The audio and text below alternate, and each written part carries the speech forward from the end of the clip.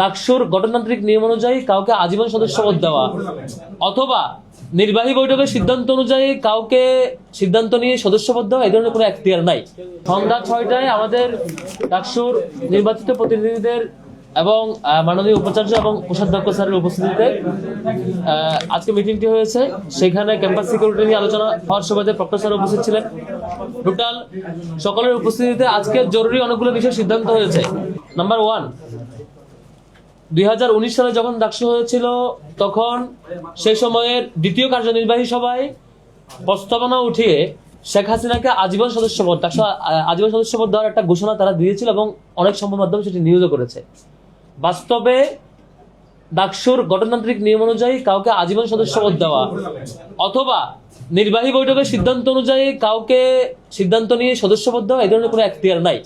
সেই সময় সিদ্ধান্তটি সম্পূর্ণ অবৈধ, সেটি আজকে আমাদের এখানে আলোচনা হয়েছে এবং সেটি সম্পূর্ণ অবৈধ ছিল এবং শেখ হাসিনাকে সেই সময়টিতে যেটি আজীবন সদস্যপদ দেওয়ার ঘোষণা, সেটি প্রস্তাব তোলাটাও গণতান্ত্রিকভাবে অবৈধ। যেটি পাস হয়েছে এবং পাস হয়ে রেজুলেশন হয়েছে, ঘোষিত হয়েছে, নিউজ হয়েছে, সবটাই অবৈধ প্রক্রিয়ায়। এটি কোনোভাবে গ্রহণযোগ্য না, সেটা আমরা আজকে আলোচনা করেছি এবং তার প্রস্তাবনাটাই বাতিল। পাশ হওয়াটা দূরের কথা, সবটাই অবৈধ এবং ইনভ্যালিড প্রস্তাবনা। এবং গণতান্ত্রিক নিয়ম অনুযায়ী নির্বাহী বোর্ডের এই অথরিটি নাই কাউকে সম্মাননা পদ দেওয়া, সদস্যপদ দেওয়া। এটা একটা এজেন্ডা যেটি আজকে সিদ্ধান্ত হয়েছে। দ্বিতীয়টি, ডাকসুকে একাডেমিক ক্যালেন্ডারের আওতায় নিয়ে আসা আমাদের একটি সকলের কমন একটা ইশতেহার ছিল এবং কমন টার্গেট ছিল। আজকে আমরা সকলে একমত হয়েছি ডাকসু নিয়মিত হওয়ার ব্যাপারে। আমরা একটি সাব কমিটি করে দিয়েছি যারা এটি ফলো আপ করবেন এবং সামনে সিন্ডিকেট মিটিংয়ে যাতে সেটি উত্থাপিত এবং ফার্দার আইনি প্রক্রিয়াগুলো মেনটেন করে যেভাবে করে ডাকসু কোন ফরম্যাটে অর্থাৎ কোন ডেটে হওয়া বা একাডেমিক ক্যালেন্ডার ফরম্যাটটা কেমন হওয়া উচিত সেটা নিয়ে আলোচনা করে রিকমেন্ডেশন দেবেন এবং সেটি ফার্দার মিটিংয়ে সিন্ডিকেট মিটিং আলোচিত হবেন বা সংশ্লিষ্ট বডিগুলোতে আলোচনা হয়, সিদ্ধান্ত হয়ে আকার আসবেন। আজকে আমাদের উপস্থিতিতে 28 জন যারা নির্বাচিত প্রতিনিধি এবং 2 জন শিক্ষক, কোষাধ্যক্ষ এবং ভিসি প্রত্যেকে একমত হয়েছে ডাকসু নির্বাচনটাকে একাডেমিক ক্যালেন্ডার আওতায় নিয়ে আসতে হবে।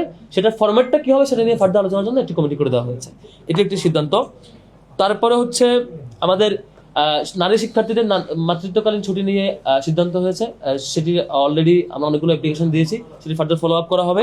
তারপরে আমাদের বাজেট সংক্রান্ত আলোচনা হয়েছে। বাজেটটি যাতে নিয়মতান্ত্রিক উপায়ে এবং স্বাভাবিকভাবে হয় সেটি নিয়ে বিসি স্যার এগ্রি করেছেন, তিনি চেষ্টা করবেন, সেটি নিয়ে আলাপ হয়েছে। তারপরে গত 2 মাসে আমরা কি কার্যক্রম করেছি সেগুলো নিয়ে ফলো আপ হয়েছে। একই সাথে আগামীতে অতি অল্প সময়ের মধ্যে সকল হল সংসদের প্রতি হল সংসদের 13 জন করে নির্বাচিত প্রতিনিধি এবং আমাদের 28 জন সবার উপস্থিতি একটি সম্মেলন, গ্র্যান্ড সেলিব্রেশন বা সম্মেলন হওয়ার আয়োজন হওয়ার ব্যাপারে সিদ্ধান্ত হয়েছে। সেটি দিন তারিখ খুব শীঘ্রই জানিয়ে দেওয়া হবে। এর বাইরে ক্যাম্পাস সিকিউরিটি এবং শিক্ষক মূল্যায়ন, ক্যাম্পাস সিকিউরিটি নিয়ে নিয়মতান্ত্রিক যে আমাদের অভিযান চলমান এবং সামগ্রিক বিষয় কিভাবে আরো এটা ম্যাক্সিমাইজ করা যায় সেটা নিয়ে আলোচনা হয়েছে। এবং একই সাথে আমাদের আলোচনা হয়েছে শিক্ষক মূল্যায়ন পদ্ধতি কিভাবে শিক্ষা মূল্যায়ন পদ্ধতিটা সকল ডিপার্টমেন্টে সমান মানে প্রয়োজন অনুযায়ী সেটি বাস্তবায়ন করা যায় সেটি নিয়ে আলোচনা হয়েছে এবং সেটি আগামীতে আমাদের এদিক থেকে আমাদের রিকমেন্ডেশনটা যাবে সবার সম্মিলিত সিদ্ধান্তে এবং পরবর্তী ডিনস কমিটির মিটিং এ যাতে এটা আলোচনা হয় এবং সিদ্ধান্ত হয় সেই ব্যাপারে আমাদের রিকমেন্ডেশন যাবে এবং আমরা চাচ্ছি খুব দ্রুত শিক্ষা মূল্যায়ন পদ্ধতি চালু হবে।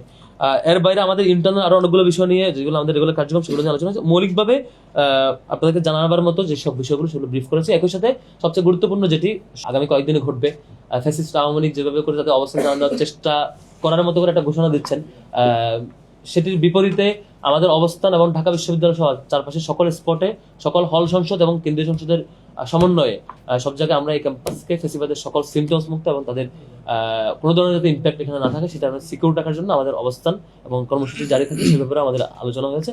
অলরেডি দেখতে পাচ্ছেন ডাকসুর সামনে আমাদের শিক্ষার্থীরা উপস্থিত। আমরা রাতব্যাপী সেই কর্মসূচি এবং কোনোভাবেই ফেসিবাদী শক্তি, এই সন্ত্রাসী আওয়ামী লীগ এবং ছাত্রলীগ যাতে কোনোভাবেই ক্যাম্পাসের পরিসরে আমাদের এই আশপাশে কোথাও সন্ত্রাসী কার্যক্রম পরিচালনা করতে না পারে। একই সাথে আমাদের সারা দেশের সকল শিক্ষার্থীকে আহ্বান জানাবো ডাকসুর পক্ষ থেকে যাতে করে সকল স্কুল কলেজ পর্যায়ে প্রত্যেক শিক্ষার্থী তার যে জুলাইয়ের যে স্পিরিট সেটিকে ধারণ করে সন্ত্রাসী লীগকে থেকে তার জন্য সামগ্রিক অবস্থান জানান দেয় সেই অনুরোধ।